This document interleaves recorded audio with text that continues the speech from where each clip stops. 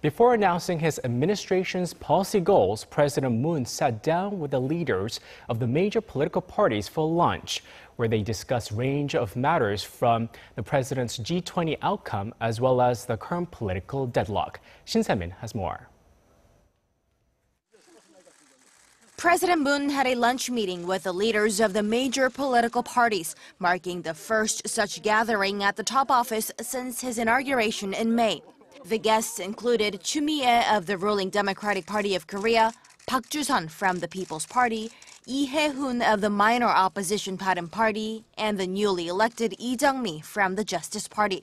But the leader of the major opposition, Liberty Korea Party, Joon-pyo, was conspicuous by his absence, having already rejected the top office's invitation and choosing instead to visit the recently flood-struck areas in central Korea.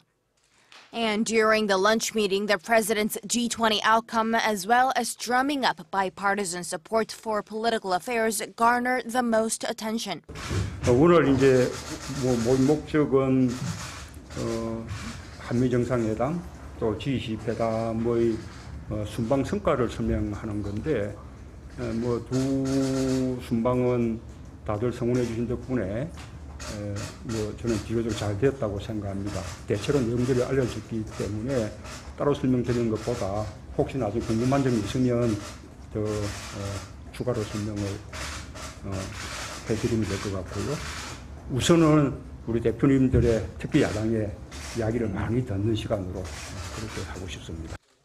Stressing the importance of the opposition's cooperation to handle state affairs, President Moon asked the parties to spare no efforts in seeing eye to eye over parliamentary affairs.